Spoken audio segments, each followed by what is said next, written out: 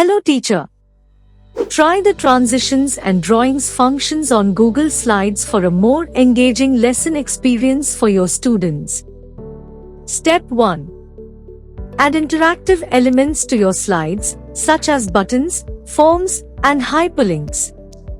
You can do this by clicking on the Insert tab and choosing the type of element you want to add. Step 2. Use the Transitions tab to add animations or transitions between slides. Step 3.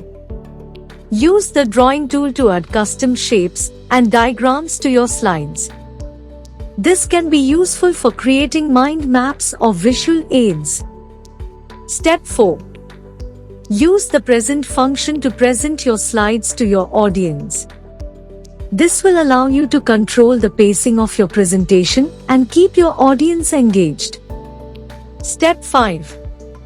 Encourage participation from your audience by adding interactive elements, such as quizzes or polls, to your slides.